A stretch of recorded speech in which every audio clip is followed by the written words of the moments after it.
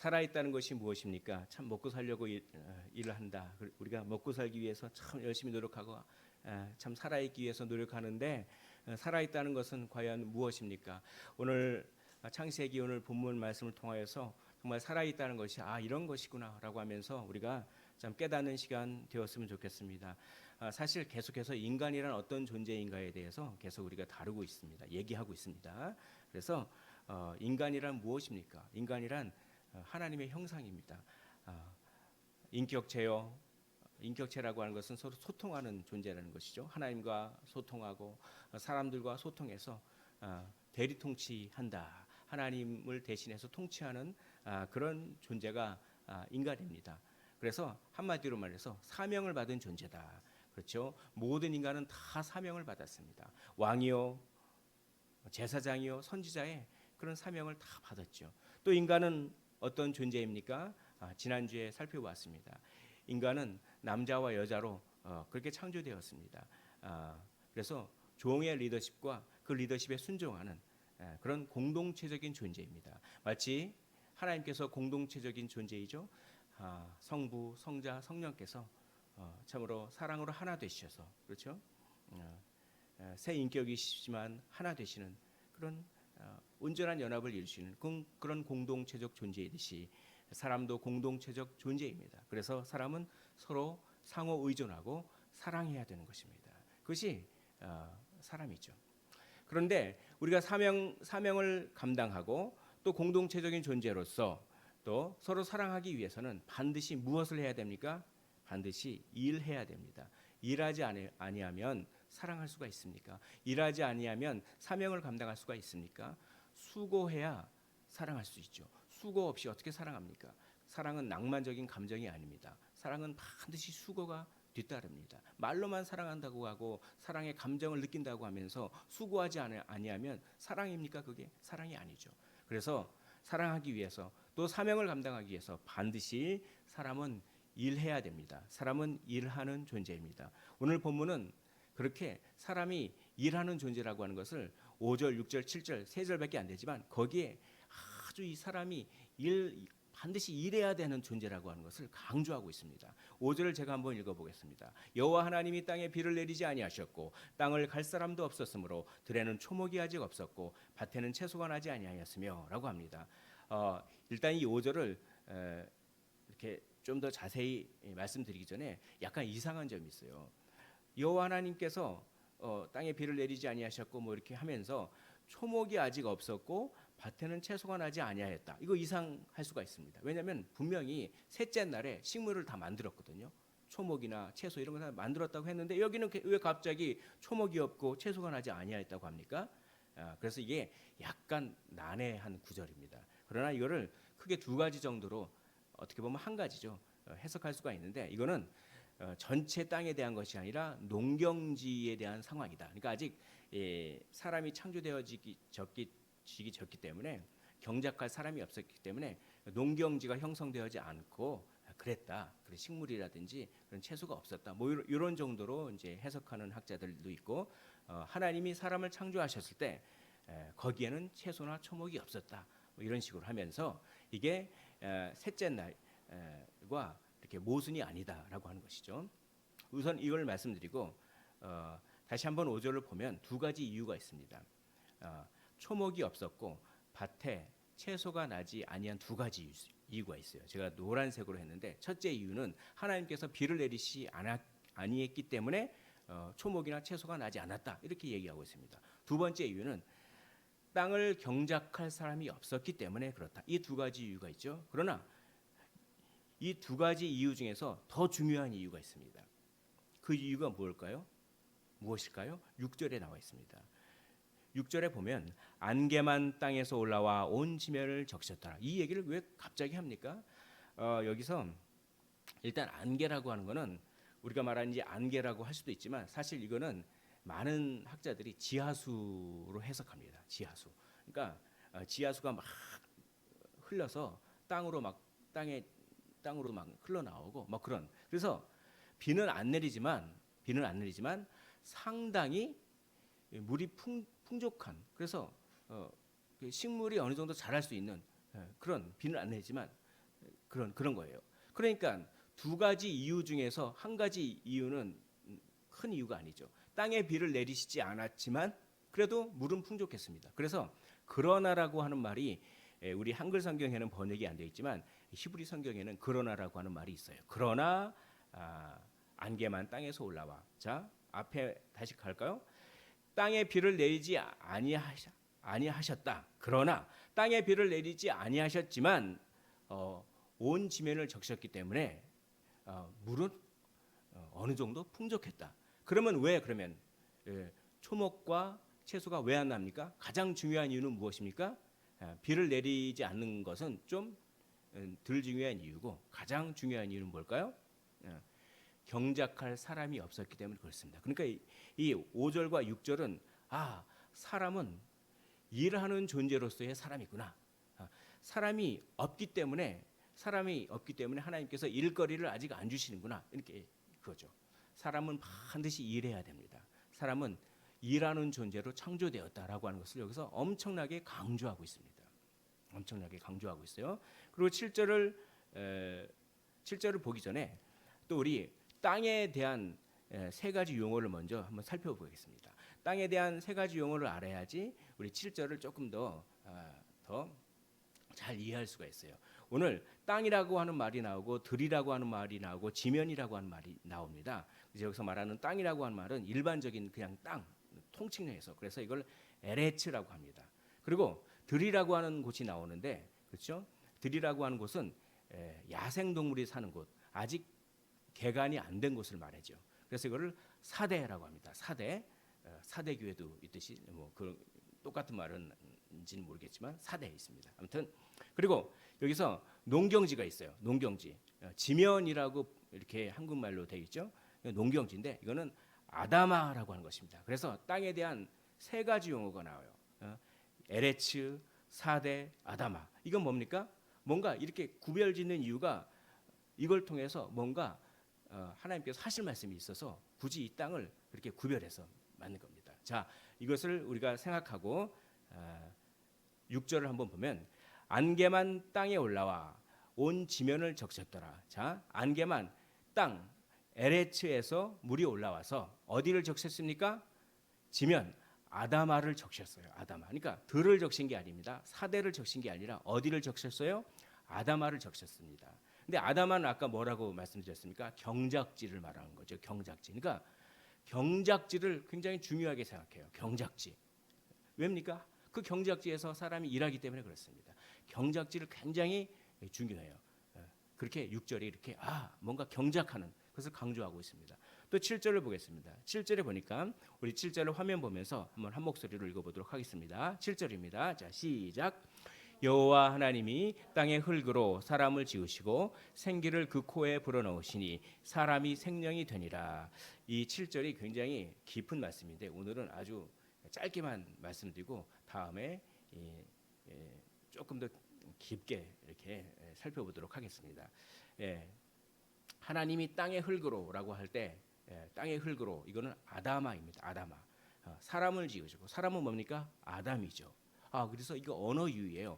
하나님께서 아다마로부터 아담을 창조하셨다. 이게 뭡니까? 하나님은 농경지로부터 사람을 창조하셨다라고 표현할 정도로 사람은 무슨 존재입니까? 일하는 존재예요. 여호와 하나님께서 땅의 흙으로 사람을 지으시고 이건 뭡니까? 여호와 하나님이 아다마로부터 아담을 만드셨다. 농경지로부터 사람을 만드셨다. 사람은 반드시 일해야 됩니다. 그런 다음에 그 코에 생기를 탁 불어넣으시는 거예요. 생기를 불어넣는다. 생명의 원리가 들어가는 거예요. 생명의 원리가 하나님으로부터 흙으로 사람의 모양을 만들었지만 그건 사람이 아니죠. 그냥 흙 모형입니다. 거기에 생명의 원리를 쫙 불어넣으시니까 사람이 생명이 된다라고 합니다. 그래서 생명이라고 하는 말은 뭐냐면 호흡이 있고 숨을 쉬고 살아있는 존재가 되었다라고 하는 것이죠. 사람이 살아있는 존재가 되었습니다. 왜 사람이 살아있는 존재가 되었을까요?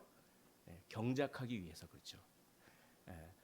아담아로부터 아담을 만드시고 그 다음에 생명의 원리를 코에 쫙 불어넣으시니까 사람이 살아있는 존재가 되었다라고 하는 것입니다.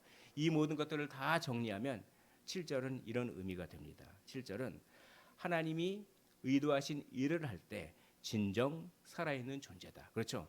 사람은 일을 할 때 살아있는 존재예요. 일을 하지 않으면 살았으나 죽어있는 존재인 것입니다. 근데 어떤 일이요? 하나님이 원하시는 일이요. 하나님이 의도하신 일을 할 때 진정 살아있는 존재입니다.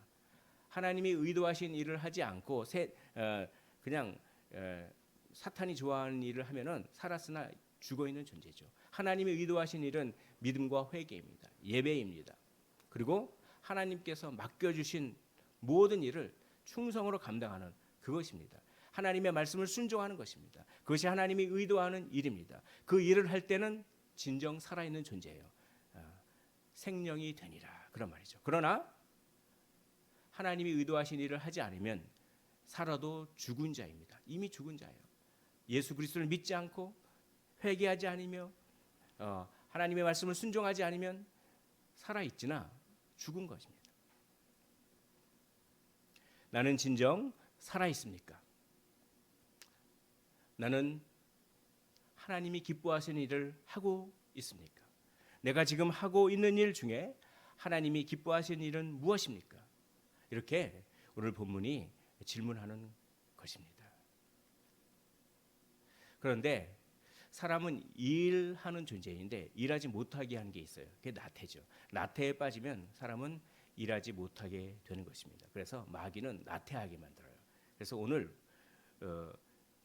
이 본문을 통해서 우리는 나태한 것과 싸워야겠구나라고 하는 것을 우리는 마음속에 항상 염두를 해둬야 됩니다. 이 나무늘보가 있어요. 나무늘보가 있는데 이 나무늘보는 아주 움직임이 아주 느리고 아주 굼뜨다고 합니다. 그래서 그냥 하루 종일 나무에 있어가지고 뭐 그렇죠. 그냥 그런 나태는 이런 것입니까? 물론 이것도 포함되지만 성경에서 정죄하는 나태는 단지 행동이 느린 것을 의미하는 것이 아니라 목적 의식이 사라진 것이요. 특별히 거룩한 목적 의식이 사라진 것을 나태라고 합니다. 그래서 무기력한 거예요. 그리고 영적으로 무기력한 겁니다. 그래서 거룩한 목적 의식이 사라지면 그러면 나태한 거고 그러면 뭡니까? 하나님의 정죄를 받는 것입니다.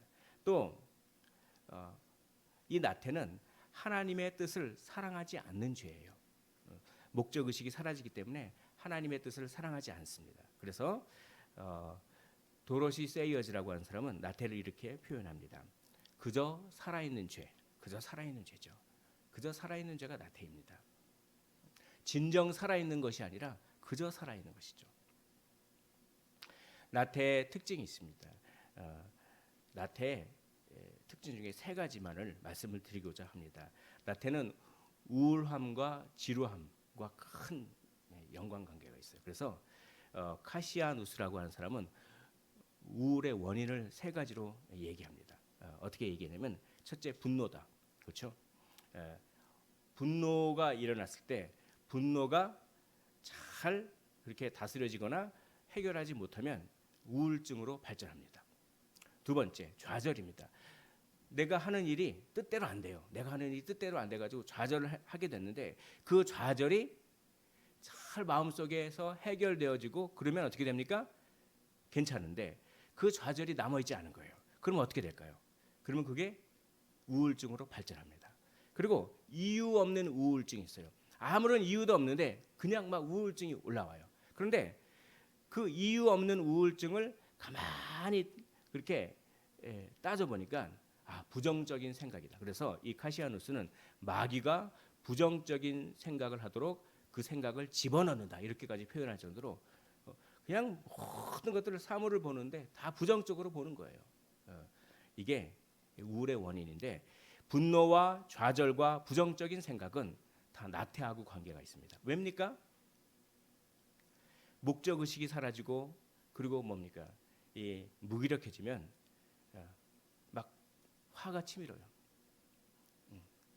내가 왜 이러지 하면서도 그리고 목적의식이 없고 삶이 무기력해지면은 좌절감이 옵니다. 그런 식으로 발전할 수가 있어요. 그리고 그냥 부정적인 생각만 하는 겁니다. 그러니까 이 나태와 우울증은 아주 깊은 관계가 있어요.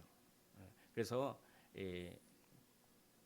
토마스 아퀴나스라고 하는 유명한 그런 아주 중세 학자는 나태가 우울함을 만드는 그런 식으로까지도 표현할 정도로 그래서 나태하면 우울해지고 우울증이 생기면 나태는 깊어지는 것입니다. 여러분 그래서 우울증은 병이죠. 우울증은 병입니다. 그래서 우울증을 치료할 때는 어떻게 치료해야 됩니까? 약물 치료를 해야 돼요. 약물 치료를 해야 됩니다. 그리고 상담을 받아야 돼요. 그러나 우울증 그 안에는 우울증을 일으키는 그 안에 나태의 요소가 있을 수 있습니다. 그럴 때는 어떻게 됩니까? 약물 치료와 상담 치료 더불어 영적인 치료도 해야 돼요. 회개를 통하여 그렇습니다. 그래서 우울증은 병이지만 죄의 요소도 있는 것입니다. 그래서 이것이 성경적입니다. 자, 그리고 지루함도 나태의 큰 특징이죠. 나태하면 지루함을 느끼고 중도에 포기합니다. 그래서 참 하나님께서 우리의 삶을 주셨는데 그걸 지루함을 느끼고 중도에 포기한다라고 하는 것을 칼 올슨이라고 하는 사람은 이렇게 표현합니다. 하나님을 따분한 분으로 만드는 죄를 짓지 말라라고 하는 것이죠. 이것이 다 무엇입니까? 목적의식이 사라지고 그리고 나태하기 때문에 그런 것입니다. 나태의 두 번째 특징은 미루는 것입니다. 근데 이 미루는 것이 파괴적인 미루는 거예요. 아주 미루는 것은 사람을 파괴합니다. 이에 미루는 것에 대해서 파괴적인 성격을 어떤 목사님이 이렇게 이야기를 하더라고요. 마귀는 이렇게 속삭인다고 합니다. 마귀는 우리 귀에다 대고 이렇게 속삭인대요. 열심히 전도도 하고 기도도 하고 사랑도 하자. 그러나 내일부터 하자. 이겁니다. 이게 마귀가 속삭이는 거죠. 그래서 미루는 마귀 뭐 이런 말도 하시고 하더라고요. 얼음이 있습니다. 이 얼음이 있는데 그 얼음에 동물 시체가 여기 딱 있어요. 그래서 이제 그 동물 시체가 얼음에 딱 있고 얼음이 막 떠내려갑니다. 근데 그 강으로 쭉 떨어지는데 그 강이 폭포와 연결돼 있어요. 그래서 얼마 있으면 폭포에 떨어질 겁니다. 그런데 얼음에 동물 시체가 이렇게 딱 죽어 있는 걸 보고 독수리가 하늘에서 막 날다가 내 먹을 거다라고 하면서 슉 날아가가지고 그 얼음 위에 탁 앉아가지고 그 먹이를 쪼아 먹기 시작해요. 쪼아 먹는데 이제 점점 그 얼음은 어떻게 됩니까? 폭포를 다가오고 있습니다. 근데 이제 날라야 되는데 조금만 더 있다가 자꾸 미루는 거예요. 그러다가 이제 뭡니까? 폭포에 떨어지기 바로 전에 나르면 되지라고 생각했습니다. 그 독수리가. 그래서 폭포에 떨어지기 바로 직전에 나르면 되지 하면서 바로 직전에 날라고 하니까 어떻게 됩니까? 얼음에 다리가 붙어버렸어요. 그래서 어떻게 합니까? 날지를 못하고 함께 폭포에서 떨어져 버렸습니다. 이게 미루는 거죠. 이게 미루는 자에게 내일은 24시간이 아닙니다. 미루는 자에게 있어서 내일은 2400시간 정도 될까요? 결국은 날지 못하잖아요. 그리고 얼음과 함께 폭포로 떨어지는 이 파괴적인 것입니다. 파괴적인 미루기는 인간 관계를 아주 파괴형으로 이끌어가요. 부부관계, 부모와 자녀관계, 형제관계, 친구관계, 여러 사회적인 인간관계에서 이 파괴적인 미루기를 통하여 인간관계에 파견이 온다라고 많은 학자들이 이야기를 하고 있습니다. 이것이 나태의 특징이죠. 나태의 세 번째 특징은 자기연민입니다. 나태에 빠진 사람은 자기에 대한 과도한 관심에 빠지는 경향이 있다고 학자들이 얘기합니다. 그러니까 자기만 보는 거예요. 자기만. 나태하면 나태할수록 자기만 보고 하나님의 도우심이 있음에도 불구하고 하나님의 도우심을 찾지 않습니다. 그래서 하나님이 그곳에 계시지 않고 하나님이 응답하시지 않으신다라고 생각하는 거예요. 나태에 빠진 사람은 그렇게 자기 연민에 빠지게 되는 것입니다. 그런데 이게 다 연결돼 있죠. 자기 연민과 우울증과 미루는 것과 이런 것들이 사실 다 연결되어 있는데 그 중심에 뭐가 있습니까? 그 중심에 나태가 있는 거예요. 목적 의식이 사라질 때 이런 것들이 오게 되는 것입니다. 여러분, 오늘날은 바쁜 세상이죠. 그래서 뭐 바쁜 세상에 나태를 얘기하느냐? 밥 먹을 시간도 없다. 그래서 그냥 바쁘게 일하고 바쁘게, 그러나 아무런 목적 의식 없이 바쁘게 움직인다고 해서 그게 정말 부지런한 겁니까? 하나님이 원하시는 목적 의식도 없이 그냥 바쁘게 움직이는 거, 그거야말로 진짜 나태죠. 그러니까 바쁘게 움직이고 돈도 벌고 살 만큼 사는데 갑자기 공허해지고 우울증이 오고, 무엇입니까? 삶의 진정한 목적 의식이 없어져서 그래요. 예. 그러니까 나는 정말 부지런히 살아. 그래서 사실 나태한 삶을 사는 거죠. 그러니까 현대인들이 그런 게 많아요. 엄청나게 부지런한 삶을 살아요.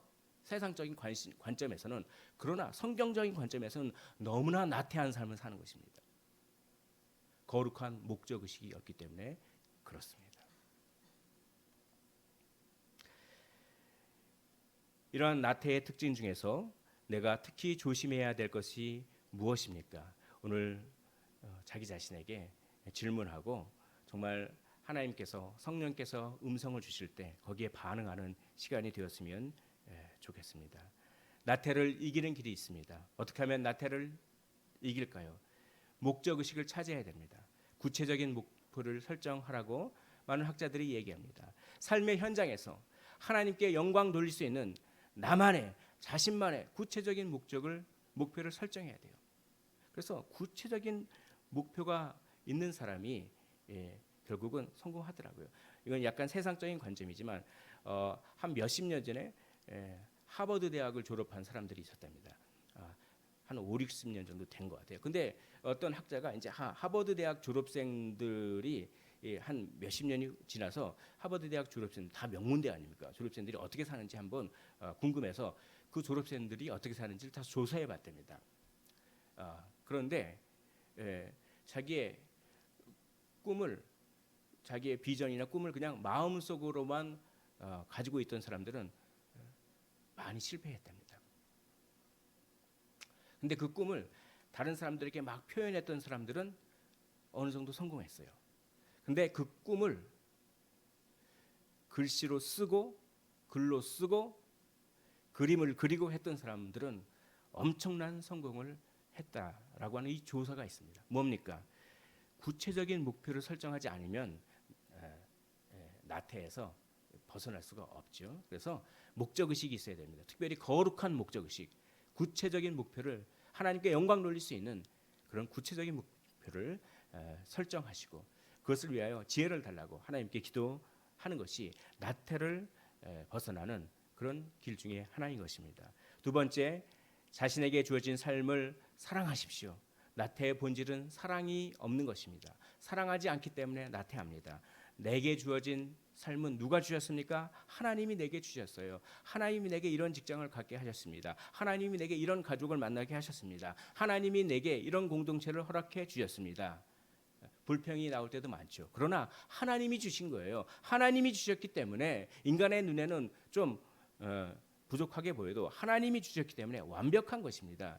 그래서 자신에게 주어진 삶을 사랑하십시오. 자신에게 주어진 삶을 사랑할 때 두려움도 없어져요. 그러니까 사랑과 두려움은 깊은 관련이 있습니다. 왜 나태합니까?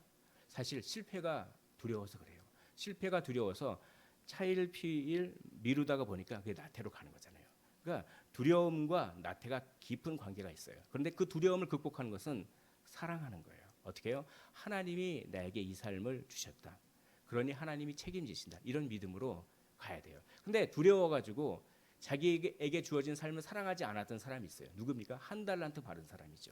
한 달란트 받은 사람은 하나님의 뜻은 뭡니까? 달란트를 남기라고 하는 것이 하나님의 뜻이었습니다. 그것이 그 한 달란트 받은 사람에게 주어진 삶이었어요. 그런데 하나님의 뜻을 사랑하기보다는 자기에게 주어진 삶을 사랑하기보다는 두려웠습니다. 실패를 두려워했습니다. 내가 이거 해가지고 장사를 해가지고 이문을 못 남기면 주인한테 혼날까봐. 그래서 오히려 그러니 차라리 그냥 이걸 묻어주자. 웬걸요? 마태복음 25장 26절에 보니까 그 주인이 대답하여 이르되 악하고 게으른 종아, 나태한 종아, 게으른 종아라고 얘기합니다. 나는 심지 않은 데서 거두고 해치지 않는 데서 모으는 줄로 내가 알았느냐. 차라리 어디다가 은행이라도 맡겨두면은 이자라도 받지. 이것은 두려움과 사랑이 연결되어 있습니다. 이 사람은 한 달란트 받은 사람은 너무나 실패를 두려워했어요. 그게 나태로 이어진 거죠. 차일피일 미루는 것입니다. 그리고 하나님이 나에게 주어진 삶을 사랑하지 않은 것입니다. 하나님께서 우리의 삶을 책임져 주실 줄을 믿으셨으면 좋겠습니다. 그러므로 하나님이 책임져 주시는 것을 믿는 그 신뢰 가운데 어떻게 합니까? 용기 있게 한 발을 내딛는 겁니다. 용기 있게 한 발을 내디디십시오. 용기 있게 자신에게 주어진 삶을 사랑하십시오. 사랑할 수 없는 환경에 처해 있을지라도 자꾸 사랑하려고 하잖아요. 그러면 사랑할 수 있는 부분이 조금씩 생기더라고요. 참 이게 그렇죠. 저도 보니까 되게 어려운 환경이 한 번 있었는데 어느 날 기도하는 가운데 그래도 거기에 좋은 구석이 있다. 이런 마음을 주시는 거예요. 그래서 뭡니까? 자꾸 좋은 면을 보려고 노력했습니다. 그러니까 뭡니까? 사랑할 만한 구석이 조금은 있는 거예요. 조금은 있습니다. 그렇게 나에게 주어진 삶을 사랑하려고 노력할 때 나태를 극복하게 되고 두려움도 극복하게 되는 것입니다. 그리고 가장 중요한 것이 있습니다. 마지막 세 번째, 몸을 움직이십시오. 몸을 안 움직이면 결단코 나태에서 이겨낼 수가 없습니다. 빠져나올 수가 없어요. 우리가 목표를 잘 설정해야 됩니다. 그리고 우리가 자기의 삶을 사랑해야 돼요. 거기서 그치면 절대로 나태에서 빠져나올 수가 없습니다. 몸을 움직여야 돼요. 몸을 움직이라고 합니다. 이거는 이 나태를 연구한 학자들이 이렇게 얘기한 거죠. 늘 마음만 먹었지 그 마음 먹은 바를 제대로 실행해 본 적이 없는 인생을 살려고 하지 말라는 것이죠. 몸을 움직여서 마음에 품은 것을 행동으로 실천할 때 비로소 나태에서부터 점점 이렇게 벗어나는 거예요. 사랑하는 성도 여러분, 몸을 움직이십시오. 오늘 경작지에서부터 사람이 창조되었습니다. 경작지에서 뭐 합니까? 몸을 움직이잖아요. 막 곡괭이질하고 삽질하고 뭐 낫질하고 그러잖아요. 그게 우리라니까요. 그게 우리 인간의 본질입니다. 그게 움직이는 것이 인간의 본질이에요. 오늘 성경이 움직이라고 얘기하는 것입니다. 움직이지 않는 사람은 하나님을 사랑하지 않는 것입니다. 움직이지 않는 사람은 하나님께 영광 돌리는 목표의식이 없는 사람이죠. 예수 그리스도의 십자가가 바로 이렇습니다. 예수 그리스도는 목표의식이 있었습니다. 그리고 그 목표의식도 구체적이었어요. 십자가라고 하는 구체적인 목표의식이 있었습니다. 예수 그리스도는 하나님의 뜻을 사랑하셨습니다. 그래서 그 사랑으로 두려움을 극복하셨습니다. 두려움이 밀려왔어요. 겟세마네 기도에서. 그렇습니다. 하나님 정말 이 길을 가야 됩니까? 그러나 나의 원대로 하지 마옵시고 아버지의 뜻대로 하옵소서라고 하면서 두려움을 이겼습니다. 왜입니까? 사랑해서요. 아버지의 뜻 십자가라고 하는 것을 사랑해서요. 그러고 난 다음에 그걸로 끝나셨습니까? 아닙니다. 몸을 움직이셨어요. 예수님은 십자가라고 하는 구체적인 목적을 세우시고 그리고 하나님의 뜻을 사랑하심으로 말미암아 두려움도 극복하시고 난 후에 그냥 거기서 끝나시는 것이 아니라 몸을 움직이셨다니까요. 실제로 몸을 움직이시면서 십자가를 지셨습니다. 그리고 십자가에 못 박히셨어요.